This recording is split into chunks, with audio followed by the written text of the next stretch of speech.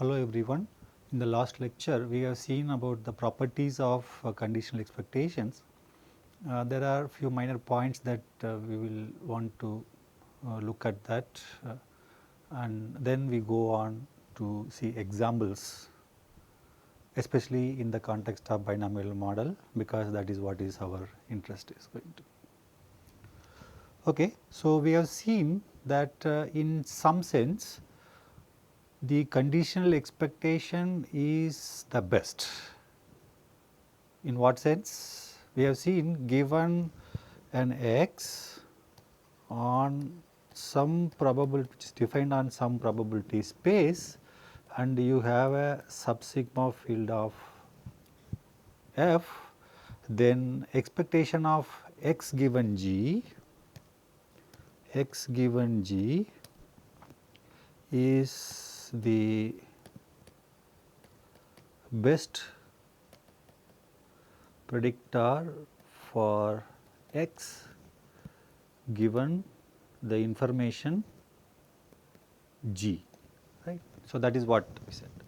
So, this also let us to look at this conditional expectation in some other way, as if you can also have a different look or different way to view this conditional expectation, which you could also define. And we said that this conditional expectation we defined one way and we characterized this, and then we said that that characterization is what we are going to take it as a definition later on, right. And that could also be taken as a definition, and given that this is the best predictor in the sense that we have shown, which is the mean square error sense, we could also define conditional expectation of x given g to be, suppose if I take this quantity, x is I have picked, g I have picked. Now, I pick some z which is essentially the z belonging to g measurable random variables, the class of g measurable random variables. So, we could also define the conditional expectation as the minimizer of this quantity among all g measurable random variables. Okay, this is an alternative view which one can think about as this conditional expectation, but as you see, like this requires the existence of second moment as far as x is concerned in order to talk about this part, whereas we defined it, even if you look at our characterization, based upon the assumption that the first moment of x exists. Okay. So, this is alternative view. In some books or in some material, like you would find that this is defined as the minimizer of this particular quantity among all g measurable random variable is what is the conditional expectation of x given g. There is one more interpretation which of course, if you are comfortable with the linear space idea or linear vector space ideas, then one can also look at the set of all random variables defined on omega f p is a vector space or a linear space, and G is a subspace, and the orthogonal projector of x onto the subspace G is what is the conditional expectation. Okay. So, if you are comfortable with that view, you can also explore that a bit. Okay. Right. So, this is what is the conditional expectation is, right. Now, we also can see that if you have a discrete random variable, say if y is a discrete random variable, that is it takes values say y1, y2 and so on, then we let this b I to be the set y I. Now, if I if I take this bi to be the set of all omegas, that gives the value of the random variable equals small yi. Now, I see that these bj's, right, satisfies the properties that earlier we have described, that this has positive probability, they are disjoint and their union is omega. Okay. Then bi's are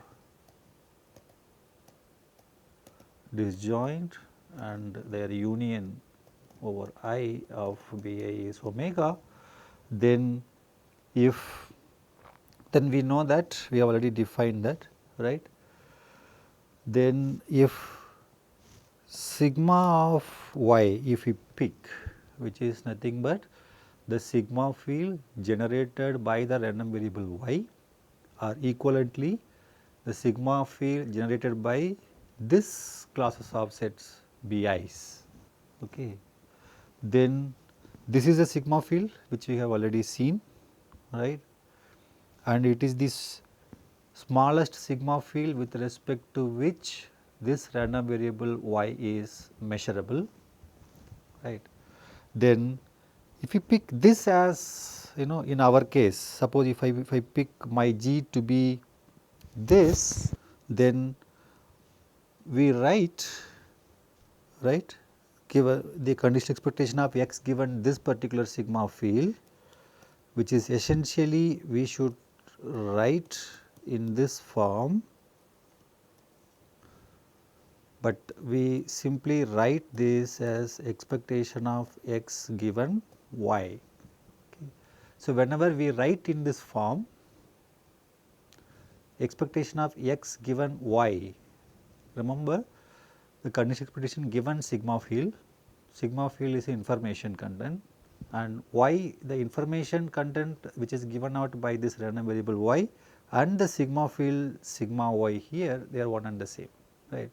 And whenever the sigma field with respect to which we take the conditional expectation is generated by a random variable, we can simply denote by this expectation of x given y, but you should understand that when we write expectation of x given y, we essentially mean the sigma field generated by y in this place of the g that we normally talk about in this particular case. Okay. And going forward, we will also state one important result, which is just the extension from the classical or usual probability theory ideas to the conditional expectation ideas, that is basically from the property of expectation of x and similar property for conditional expectation, which is also true. Now, given if we have a function, so if phi of phi, if this phi is convex function, phi is the convex function, then we will have the following inequality holds, which is essentially expectation of phi of x given g would be greater than or equal to phi of expectation of x given g.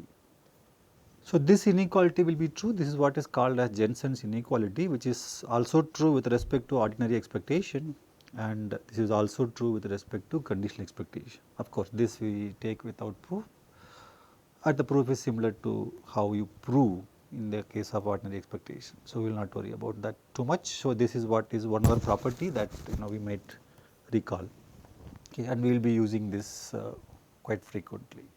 Now, let us take example. We will consider the 3-period binomial model for this example. Now, since now we are going to talk about expectations, and so we need probabilities to be associated. So, let the probability distribution that we consider with respect to the binomial model be denoted by P, which is essentially the distribution is given by these two elements P and Q, because it is binary.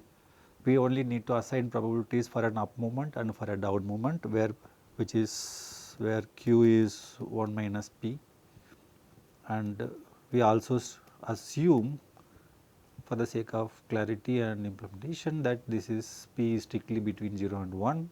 Of course, if P is either 0 or 1, then you see that it collapses into a single tree, and just keep that as a tree, we assume this way, and then so this is what is the probability being assigned. So, that essentially means if we are corresponding to the coin toss experiment, so each coin has probability of P of occurring head and Q of occurring tails, and the coin tosses are independent.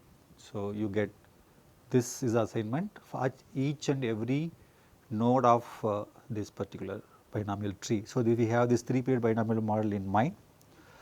Now, let us look at the quantity that which you can easily associate from your ordinary probability theory, you can easily translate to this particular way of looking at the conditional expectation. So, let us take the simple example of expectation of S1 given S2. Go back to your basic probability theory, you would have seen quantities something like expectation of x given y particular value of y, and you know how to compute this, just refresh those ideas, right. So, you have joint probability distributions of x and y. I mean, you can assume, or you can be comfortably within your discrete random variable case, there is a joint distribution of x given y, from which you get the marginal distribution of y, and you compute the conditional distribution of x given y equals y, and take the expected value of that conditional distribution, which will give you this particular value. That is what you have it. Okay. So, you can easily associate. Now, when we view this as not for a particular random variable of particular value of this random variable y, but in a generic case, then we will call this as expectation of x given y, capital Y, and that is a random variable that also you would have seen, right. So, that is precisely this. So, that is the way you compute the conditional expectation in that case. Of course, that computation can still work, you can see with this example, and here we will compute this the way using the way how we have defined this particular case, right. Recall, this in our sense is essentially expectation of S1 given the sigma field generated by S2, right. Now, what is this sigma field generated by Okay, so we have this 3-period binomial model with the probability measure P, and we are trying to compute expectation of S1 given S2, which is essentially expectation of S1 given sigma S2. Now, as you know, this sigma field S2, sigma of S2 is the sigma field generated by the random variable S2, and this has 3 sets as atoms, which is what these PIs are. What are they? So, essentially speaking, this is a sigma field generated by the sets A head head, A head tail union A T H and A T T. So, this is the sigma field generated by these 3 atoms, and where we know A H H is the set of all omegas for which the first 2 elements are head head, which means only since it is a 3-period binomial model, only third element is different, which is either H or T. So, it has since this omega has 8 elements. So, 2 elements are there in AHH and 2 elements are there in ATT and the remaining 4 elements are there in this. So, this suppose if I call this as my B1, this as my B2, this as my B3. Now, you can take first on the set B1, you recall the definition. Either you can write it as expectation of S1 given S2 as expectation of S1 given Bi, indicator function of Bi and sum over all i's. So, here 3 of those. So, we can take one by one and then we can try to compute that. So, now first take say B1 which is AHH and you look at expectation of S1 given B1 which is essentially expectation of S1 given AHH. This would be then expectation of S1 indicator function of AHH divided by probability of AHH. You can see there are 2 elements in this set AHH, HHH and HHT, and in both my S1 value is simply U times S naught and the probability of each of those elements is what would give me the numerator, which in this particular case is U times S naught P cube plus U times S naught P square Q. The first one is corresponding to the 3H and this is HH and T for that element, and probability of AHH is simply P square, which is what would result in U of S naught. Okay. So, this is one way, right. Now, if I have to use my partial averaging property alternatively, suppose if I have to use the partial averaging property, then partial averaging property, because we are looking at the same thing we are trying to derive through this partial averaging property.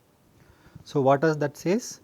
It simply says expectation of S1 given S2 indicator function of AHH, right, is expectation of must be equal to expectation of indicator function of AHH, right.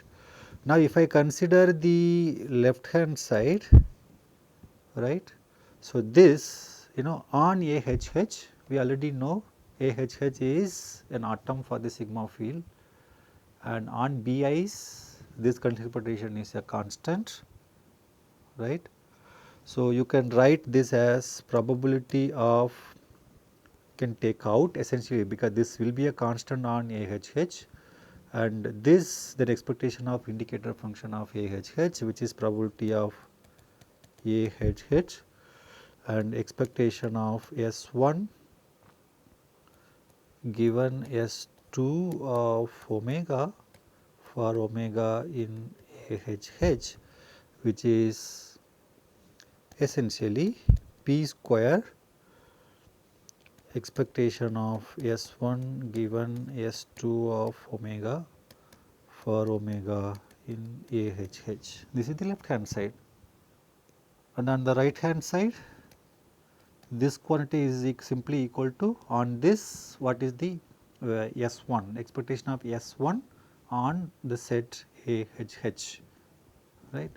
So, this is essentially you would easily see that this is P square U S naught, we have just shown it in the as the previous step. So, this is now by equating these two, from this implies my expectation of S1 given S2 of omega is simply U S naught for all omega in AHH, right. So, this is what you would obtain, but intuitively if you see also, now when you see on the set AHH the S2, right. So, the S2 is simply U square S naught, which means 2 heads are appearing and 2 up moments are there, and S1, given that there are when the value of S2 is given to be, so equivalently if I have to say that my omega belongs to AHH, the equivalent way of saying is my S2 is equal to U square, right. So, equivalent way is that if my S2 is U squared S naught, right, only on this set, this is the set AHH. So, all my omega which is in AHH gives me S2 is equal to U squared S naught, right. So, given this, then my S1 has to be, other than this nothing else can come, and this is what normally you would have seen it with respect to the simple probability. Now, you can try to compute this, right, given an S2 of this, what is the S1 of this, even from the ordinary probability theory, then you will get this value to be U S naught. So, this is on the set AHH. Similarly, on B3, which is ATT, right. So, you can also see that S1 given S2 of omega is ds naught for all omega which is in ATT, right. So, this is exactly same similar way that you carry out what you have done for the set AHH or B1 and B3 for this also, this will be true.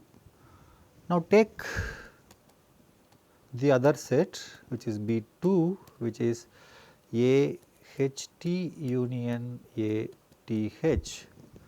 Now, in this case you can compute expectation of S1 given B2 as expectation of x1 indicator function of B2 divided by probability of B2, which is you can see easily it is S1 indicator function of AHT plus expectation of S1 indicator function of ATH and probability of AHT union ATH.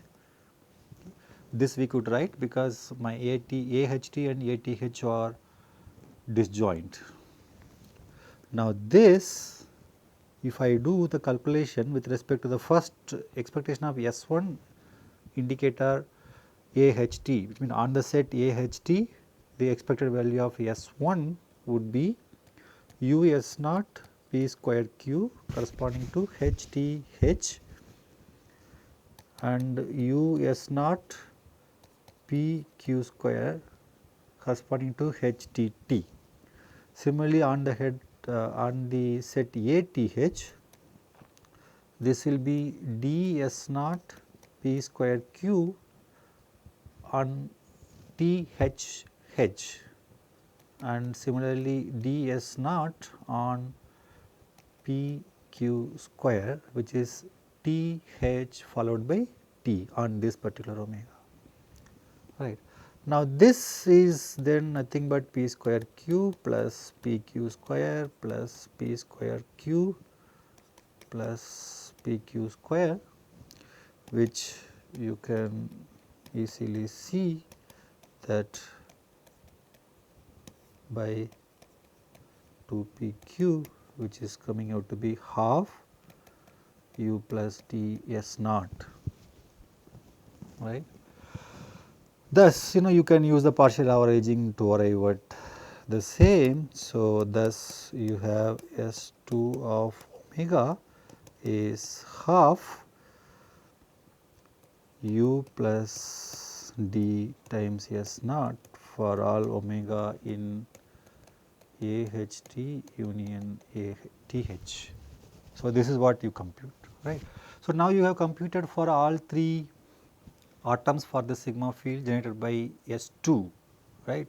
So, now you have pretty much computed the conditional expectation of S1 given S2, right. And you would see that, so this conditional expectation of S1 given S2 is random only through the dependence on S2, and that is the way S1 given S2 will be. Okay.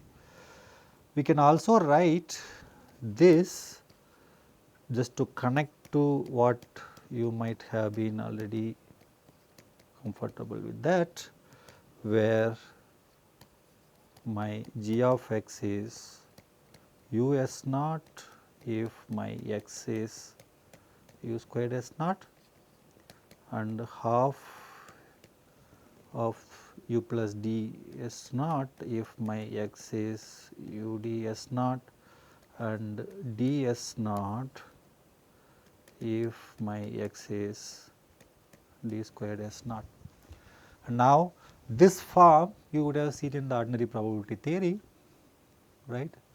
So, this quantity is what is this? So, conditional expectation of S1 given S2 is nothing but g of S2, where g is as above. So, the function g. So, this is what is you are computing. So, essentially in ordinary probability theory, for a fixed value of S2, that is the first step that you normally do, is you compute what is this. Now, you vary this x for all possible values. So, you get a function g.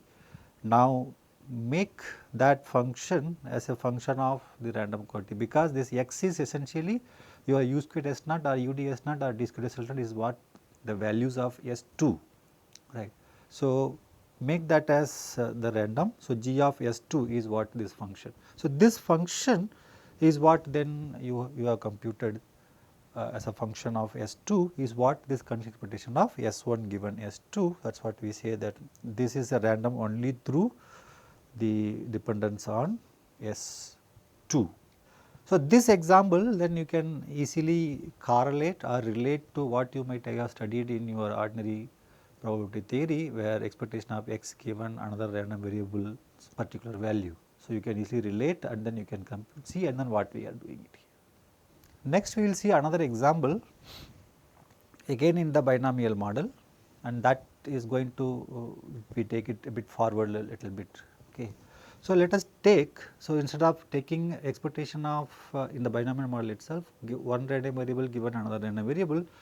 Now, where is our definition? Because if it is exactly the same, then why do we need this different setup? No, because we need this setup because we are talking about a random expectation of a random variable given a generic sigma field, which might not be or may not have been generated by a random variable.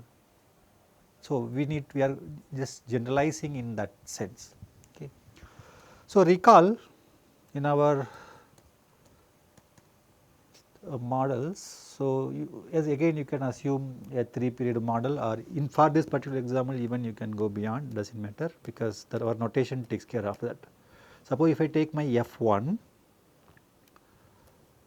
F1 is essentially this is the sigma field that you have it here. Okay. Now, what we are interested? We are interested on S2 given F1 is what is this quantity is what we are interested. Okay. And F1 is this quantity where these are my B1 and B2, right. So, as far as this particular sigma field is concerned, there are two B1 and B2, and which is what form the atoms for the sigma field, and we are interested in expectation of S2 given F1. Again in the binomial model, you can, for understanding purpose, even 2-step binomial model for this particular step is sufficient, but even if you generally take any n-step binomial model, this whole notations and everything goes through. Okay. Now, what we know? We know that this particular quantity we have to compute, and this particular quantity is constant on each of this B1 and B2, right. That is what we know, and we are going to use that property. So, by the partial averaging property, what we are saying,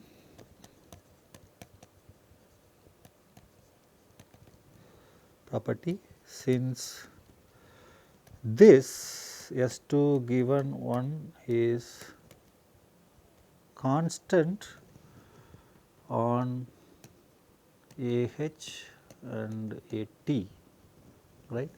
So, we will take first expectation of S2 given F1 indicator function of AH. So, we see that this must be equal expectation of S2 indicator function of AH. This is the partial averaging property on the set AH, and on this set this expectation of S2 F1 is constant. So, again the left hand side would imply that this is probability of AH. Kindly recall the previous example we did in a similar way.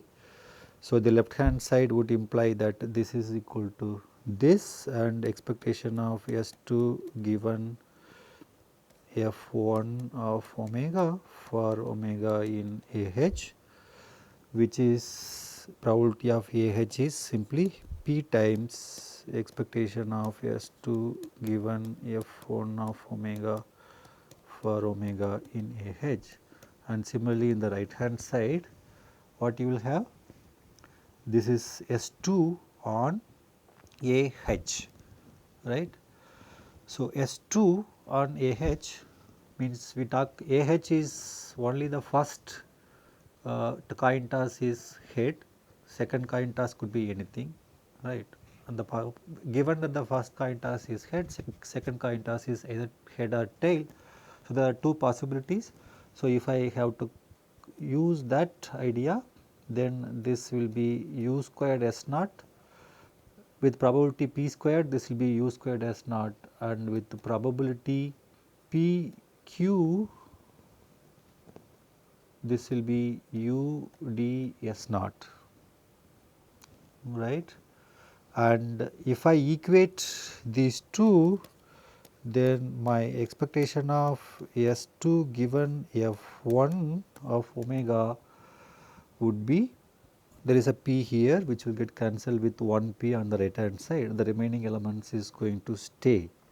So, this is p u squared s naught plus q u d s naught, which is again you can write it in a compact form that P u plus q d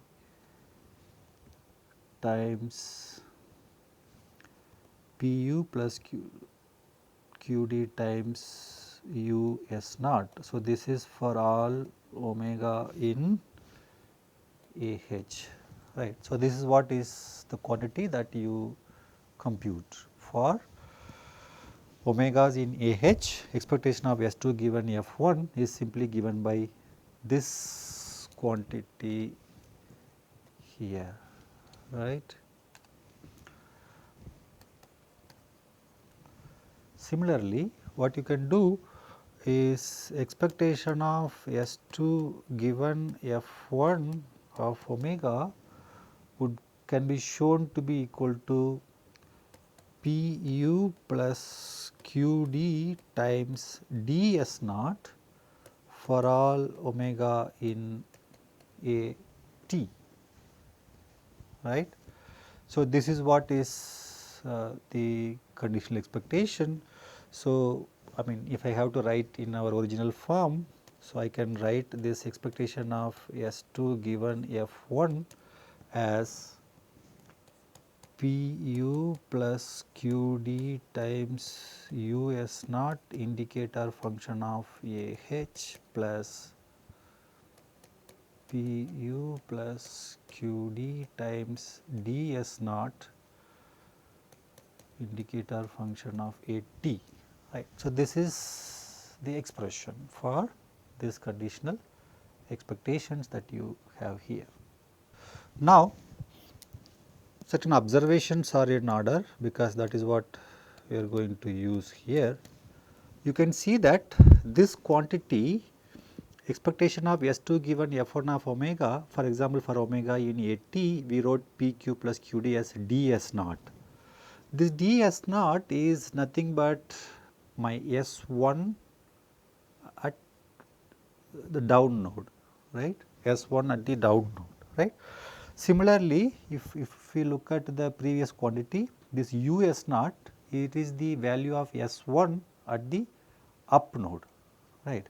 So, combinedly you can write both these as simply expectation of S2 given F1, expectation of S2 given F1 as Pu plus Qd times S1 of omega for omega in R. So, this is the simpler expression, right.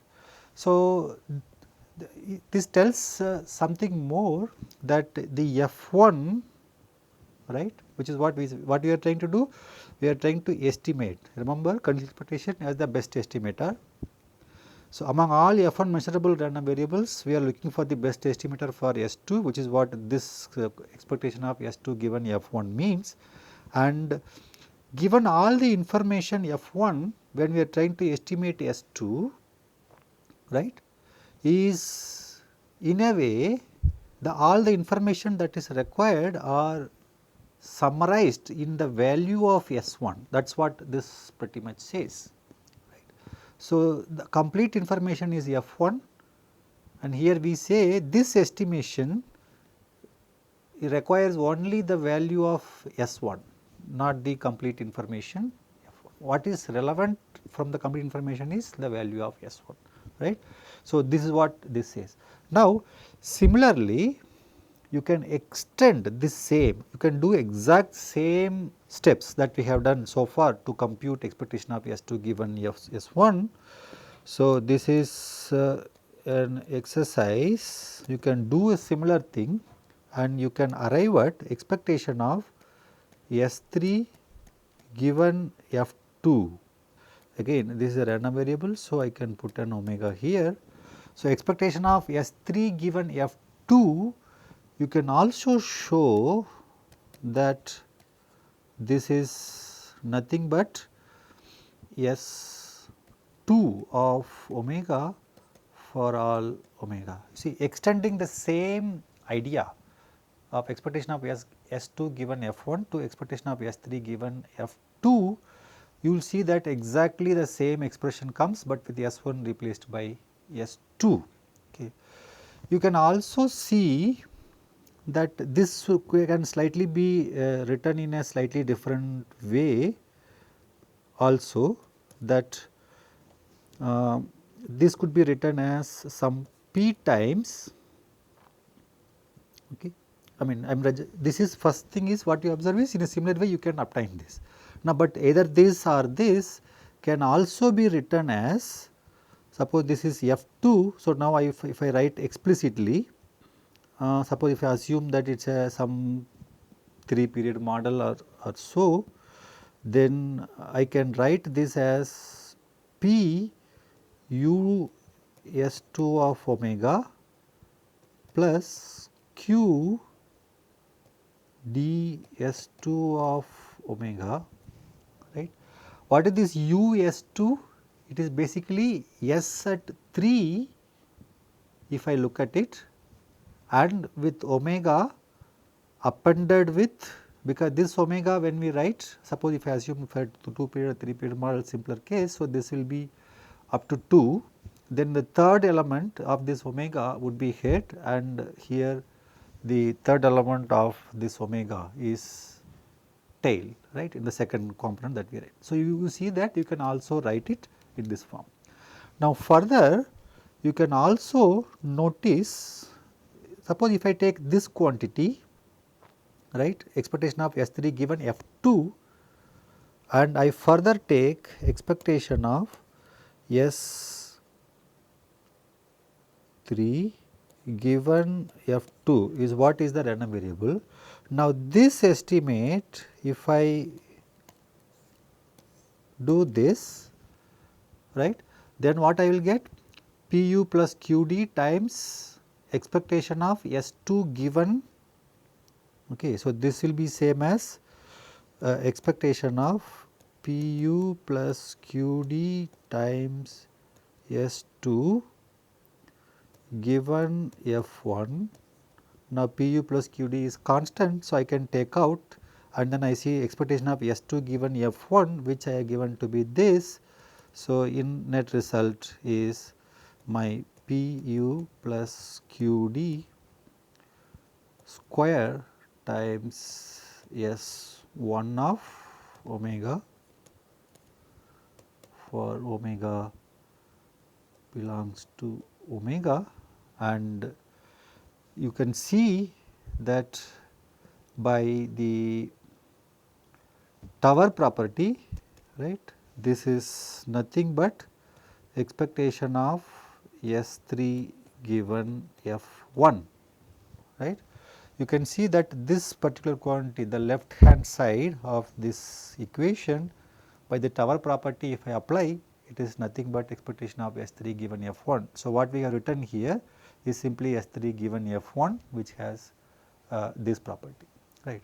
So, this you can observe, and this part is what you can observe with respect to the binomial model that you what you have as conditional expectation, and this definition can be generalized and written as in the textbook that we are using, which is Shreve's volume 1. If you look at the conditional expectation definition in the context of an n-period binomial model is nothing but the generalization of this, where S3 and F2, now you take it any n-period general model and a random variable x, which is defined on the full probability space, and given any Fn intermediate, then what is the step that you have is what is precisely that quantity that you have it here, right. So, that is a general definition, and if for the sake of completeness, if you want, we can also write down that definition, which is the general. Suppose if I take an n period binomial model, and if I fix an n, and if I pick omega 1, omega 2 and so on omega n as given, and both these things for the moment given and fixed. Suppose if I assume, then there are 2 to the power n minus n possible combinations of omega n plus 1 and so on omega n that you have here, right. So, this is as a sequence or as a thing that if you look at it. So, this is what you will have it here.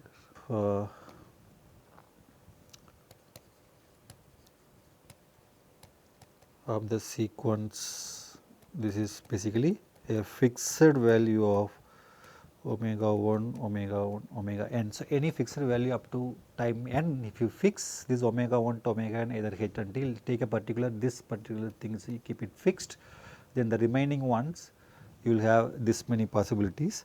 Now, suppose if I denote the number of head of omega n plus 1 into omega n be the is equal to the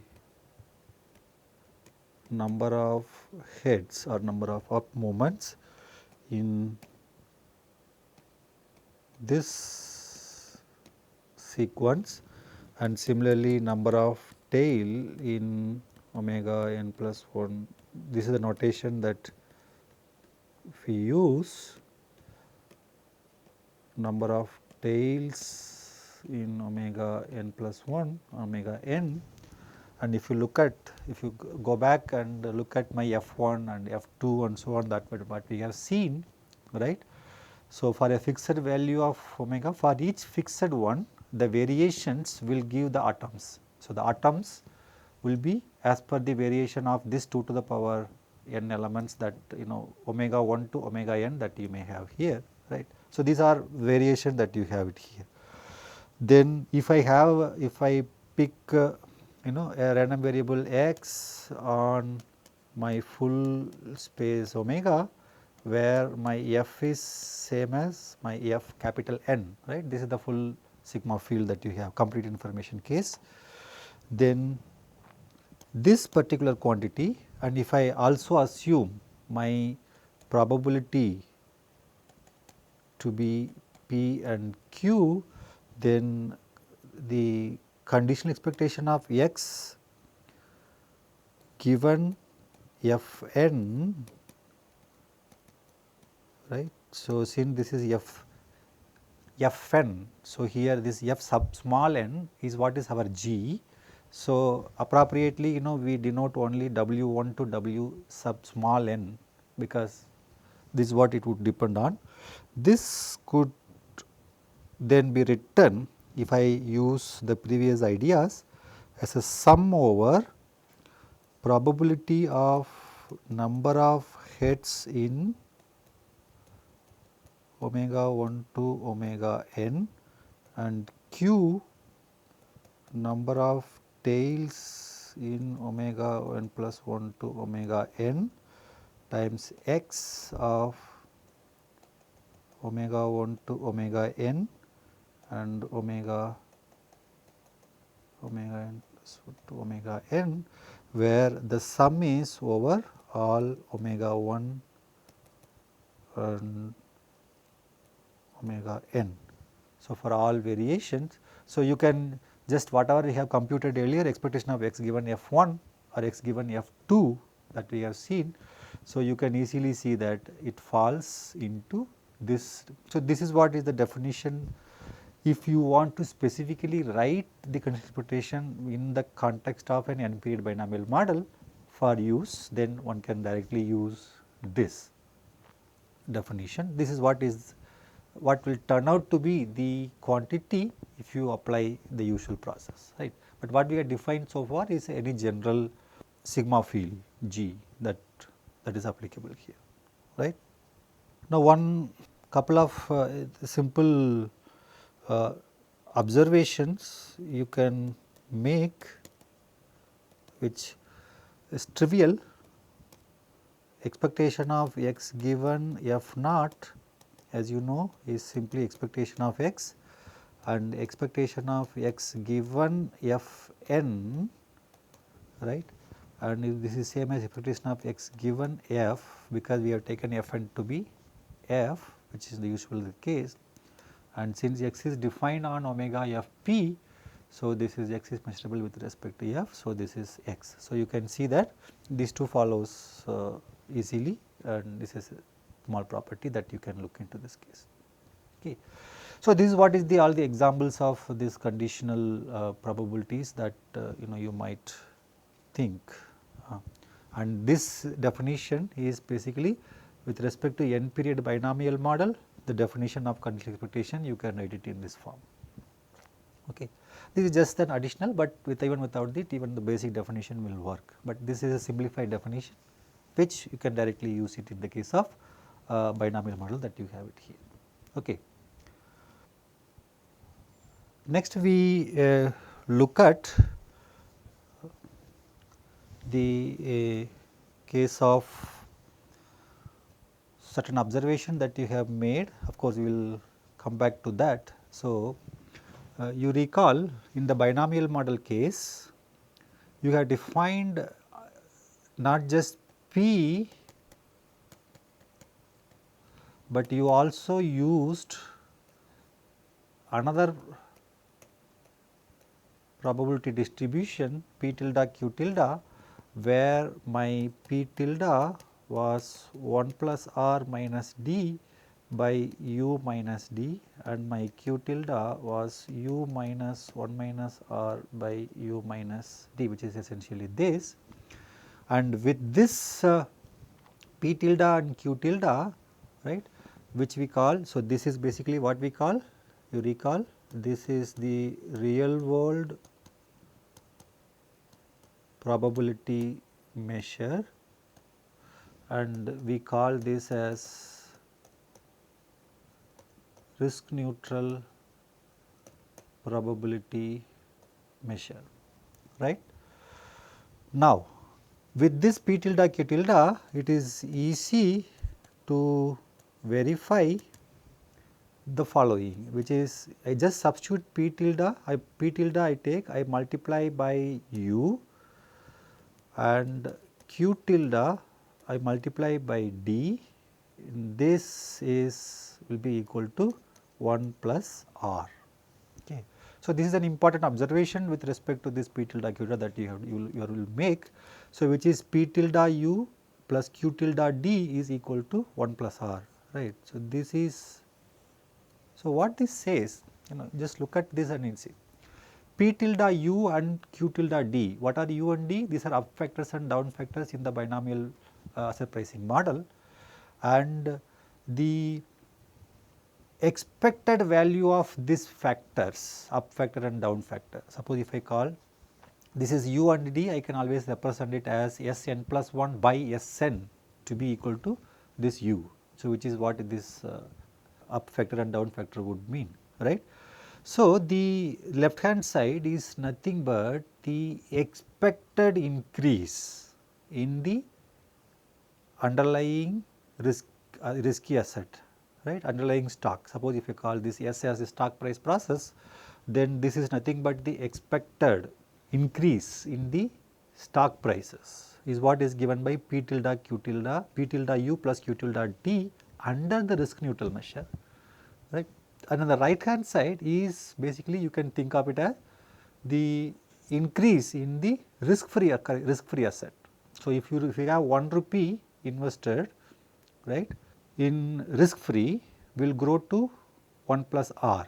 If you increase, if you invest 1 rupee in the stock, then it will grow on an average to the quantity which is given by the left side. Now, for this particular probability measure p tilde, right. So, this quantity is equal to this, and hence the name that from where this name, the word risk neutral came, you could now understand that it neutralizes the additional risk in a way by making the expected increase equal to the risk free. So, under this measure both these assets are on an average is going to give the same growth, right. So, that is what is the risk neutral word that it comes here. Now, where does this helps? Recall we have written, so under this measure, suppose if I take under p tilde, earlier we have written expectation of S2 given F1, expectation of S3 given F2 and so on. In general, you can write expectation of Sn plus 1 given Sn to be Pu plus Qd times Sn, right. Now, here you could write under p tilde E tilde of Sn plus 1 given Fn. Now, this will be a function of omega 1 to omega n will be equal to p tilde u plus q tilde d times Sn of omega 1 to omega n, right. Now, under this measure, remember I have used an E tilde here, the tilde means it is the expectation under the probability measure p tilde. So, there are two probability measures here, one is p, the other is p tilde, right. So, this is under p tilde under the risk neutral measure, right. So, this will be equal to 1 plus r times S n of omega 1 to omega n, or otherwise this gives rise to this property E tilde. I can also write this as S n plus 1 divided by 1 plus r to the power n plus 1 given f n is equals S n by 1 plus r to the power n, and this is true for all n that you are seeing, right. So, what we have done? This 1 plus r we have taken to the other side, taken inside the condition expectation, because that is the way usually things will be written in a more generic framework, and then I have again multiplied by 1 over 1 plus r to the power n on both sides. So, then I get this property. So, now if I look at this, so what this says is that, so what we are looking at? We are looking at the best predictor of this particular random variable given some information, that is the meaning of this conditional expectation. Now, what this says is that the conditional expectation of the conditional expectation under the p tilde measure of S n plus 1 over 1 plus r to the power n plus 1 given the information up to time n is nothing but the present value of this. Suppose if I call this process as some yn plus 1 if I call, so yn plus 1 given f1 is, it says is this, what this says is this, right. So, the under this measure or under any measure for that matter, but in this particular case it so happened for the stock price process this property.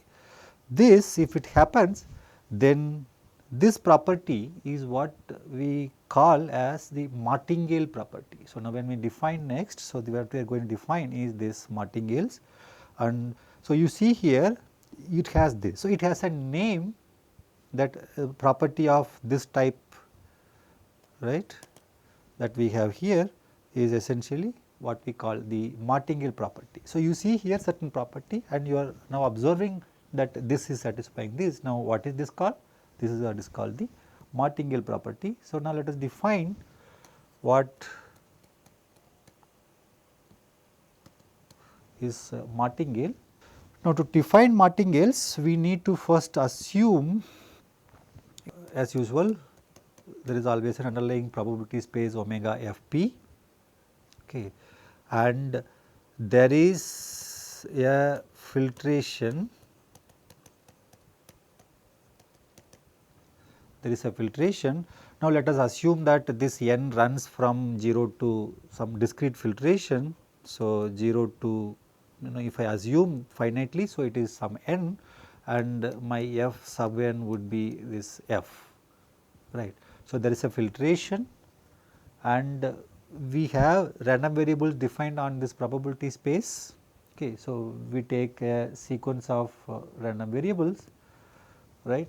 This filtration is generally we are saying this need not be the complete filtration that we talked about in the case of binomial model. So, it could be any filtration, right, which leads to this, and this the f sub capital N is what is my f. So, that is the full probability space and the random variables are defined on that probability space. Okay. Now, we need a few definitions here. One, which is we say that a particular random variable x, we say it is integrable if my expectation of this is finite. Now, another definition is given a filtration Fn, a filtration,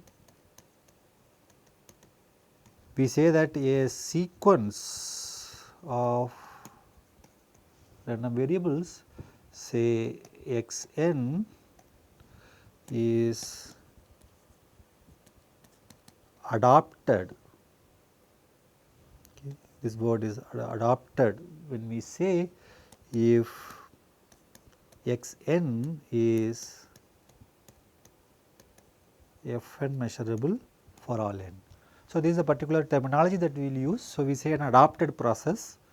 So, this sequence of random variables is what is generally called as, more generally for more generic case, is called a random process or a stochastic process, and this process is adapted to this particular filtration Fn if xn is Fn measurable for each n. Now, once I have these two definitions, now we can define martingale. So, a martingale, what is a martingale? Suppose if I call this as some Mn, is we are talking about now discrete time martingale. So, is a sequence of random variables such that A Mn is integrable for all n, B this process Mn is adapted to this sequence Fn, and C expectation of m n plus 1 given Fn is equals to Mn for all n, right. The first is the integrability property, which ensures that this conditional expectation exists, and then Mn is adapted property, which shows that this is Mn will be measurable with respect to Fn, and the third is the martingale property. So, the third is what is the crucial property, which is called this martingale property. Okay. Now, this this is what is called a martingale, and if the property C, if you have in this form rather than equality here, if this is greater than or equal to Mn for all n, then we say that Mn is submartingale, and if instead this property C is Fn plus 1 is less than or equal to Mn for all n, then this Mn is called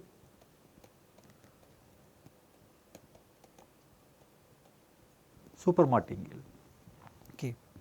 So, this is what the martingale, submartingale, supermartingale. So, what this says is, if you look at it in a martingale setup, the best predictor of the next random variable in the sequence given the information up to the current, which is Fn, is the current value itself.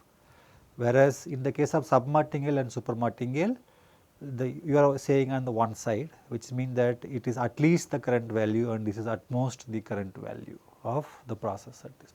Okay.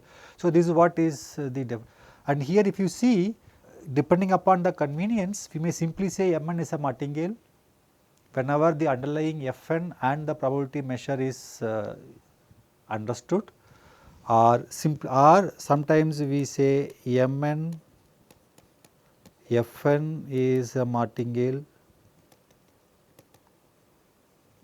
or if or sometimes we specify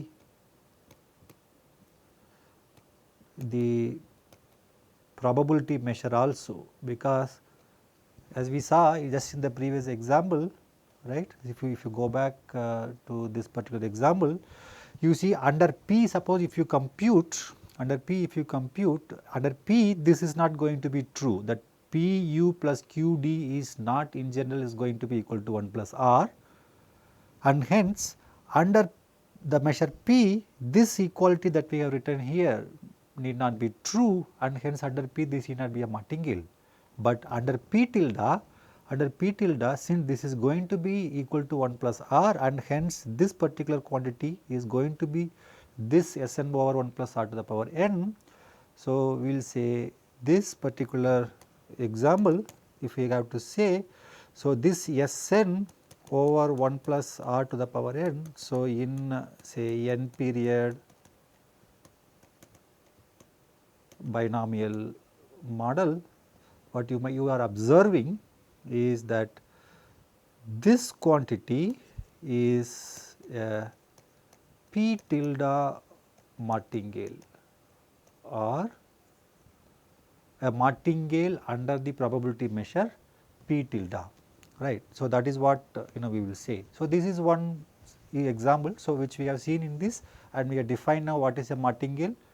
It is nothing but a stochastic process with certain properties, right. In the stochastic process, we classify or we give names to various stochastic processes depending upon the properties that it has, and if in particular if it has this property, then we say this is a martingale, or if it has either of these two properties, then we say accordingly either sub or super martingales that we have, right.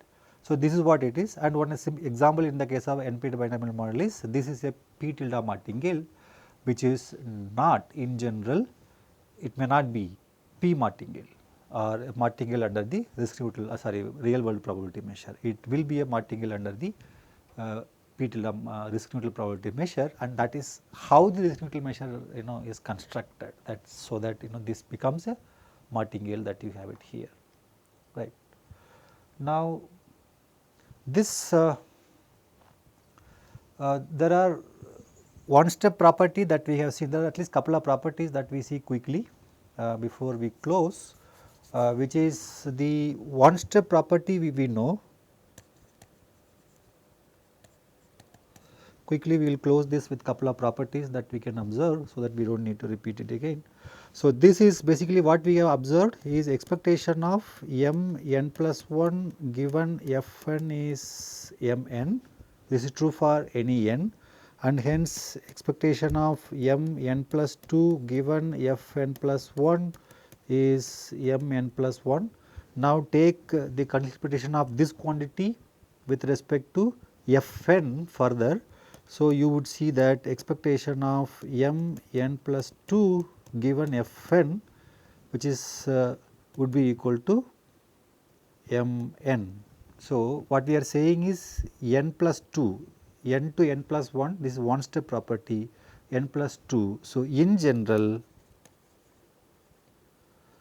expectation of m n plus m given f n would be equal to m n, which is what we call it as the multi-step property that you have it here. Okay. So, this is true across any step given f n. If you want to predict the value of the process m step ahead, then the best predictor is still the current one. This is what is property one would observe. The other thing is that if I take again the other property, if I look at it, x m n plus 1 given f n is equal to m n. Now, I take expected value on both sides, what I will get? Expectation of m plus 1 is expectation of m n, this is for all n. So, what this means is that martingales have constant expectations over time period, right. So, which means expectation of m n, which is equal to expectation of m n minus 1 and so on, expectation of m 2, which is equal to expectation of m 1, which is equal to expectation of m 0, and if m 0 is not random, then this will be equal to simple some constant value. So, this will be true, that is what you will have. The third property that you can observe from Jensen's inequality is that if I take a convex and if I take a martingale, then you can easily observe that this process phi of m n would be what? If I have to apply, if I apply for a convex function and a martingale, if I insert that, then I can look at this. This will be a sub-martingale, right.